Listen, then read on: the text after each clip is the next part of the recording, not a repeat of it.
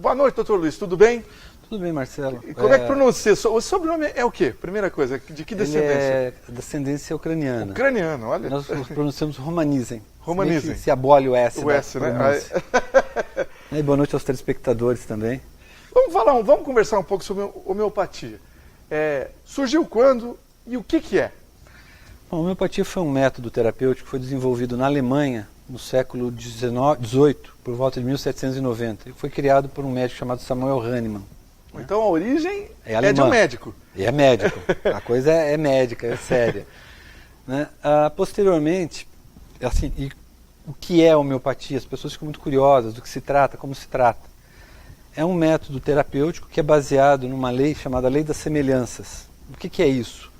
Você vai tratar uma doença com um medicamento que seja semelhante a essa doença.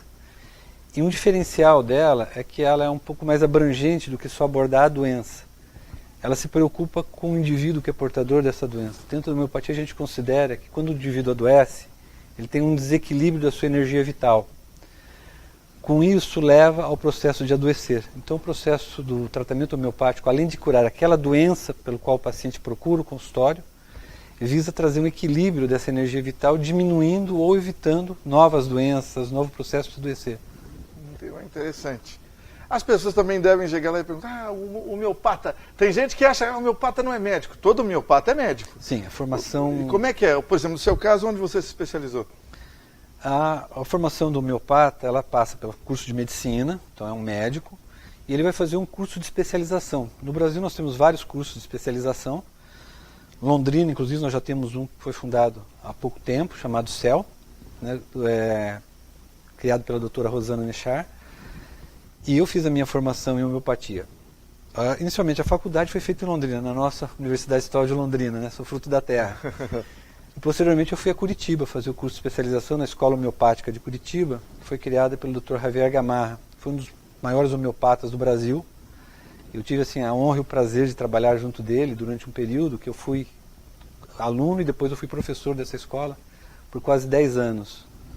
Então, mas a formação é uma formação, na época eram 3 anos, a média dos cursos são de 2 a 3 anos de formação, teórica e prática. Então é um trabalho bastante sério de formação.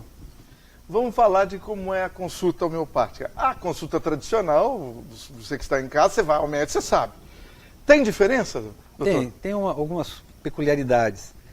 Na medicina convencional, como você falou, todo mundo já foi em alguma consulta, o foco do médico alopata é a doença. Então ele vai procurar saber os sintomas, os sinais, pede os exames para fechar o diagnóstico da doença. O tratamento homeopático, a consulta homeopática é um pouco mais ampla. A gente faz essa parte também, nós vamos conhecer a doença, o médico, afinal eu sou médico, eu tenho que saber o que o paciente está apresentando naquele momento. Mas na homeopatia nós procuramos conhecer o indivíduo como um todo, para tentar detectar por que a energia vital dele está desequilibrada. Então nós vamos saber dos seus hábitos alimentares, como é a sua atividade física, seus vícios, suas relações familiares, profissionais, sociais, como ele costuma reagir com as dificuldades do dia a dia. E quando a gente pega todos esses dados, analisa, através de um método chamado repertorização, que é das características da homeopatia, né, do método homeopático, e com base nessa repertorização nós escolhemos um medicamento que seja semelhante à doença que o paciente está apresentando, ao momento que ele apresenta, como um todo. Entendi. Então o tratamento é assim, como é que é o tratamento de um paciente que está se tratando com homeopatia? Bom, primeiro, para falar do tratamento, eu tenho que esclarecer um pouquinho o que é essa semelhança, como é que o remédio é semelhante. Não parece que é um negócio meio... Não é o genérico, não é isso. Não é bem isso. Parece que é um passe de mágica, não é bem assim. Nós temos um processo de desenvolvimento do remédio que é chamado experimentação não menção. Nós pegamos uma pessoa que não tem doença e pegamos um medicamento que nós queremos experimentar, queremos desenvolver esse medicamento. E ele vai tomar esse medicamento e vai desenvolver alguns sintomas. Esses sintomas são catalogados, registrados, e aí nós comparamos pelo método de repertorização com a doença. Isso vai nos dar a semelhança dos sintomas. E os medicamentos podem vir dos 3 reinos, de origem mineral, animal e vegetal. Tá? Interessante. Vai desde do mineral, ferro, ouro, platina, Até o remedinho da vovó, a arnica, o chá de erva cidreira, tudo isso é preparado do ponto de vista homeopático. Uma outra característica fundamental do método homeopático é o preparo do medicamento. Ele é feito um preparo chamado dinamização e diluição do medicamento. Isso vai tornar ele com uma dose muito pequena. Se fala aquilo que é a aguinha que está se tomando, na verdade a gente trabalha com a energia do medicamento. E isso é o grande diferencial do remédio alopático. Enquanto o remédio alopático ele trabalha em dose ponderal, então o efeito é químico, na homeopatia o efeito é energético, causado por essa diluição e dinamização. Com isso ele tem muito menos efeitos colaterais do que o medicamento alopático. Entendi. E deve ser bem menos agressivo em muitos casos também, né? Bem menos agressivo do que o tratamento alopático. Exato.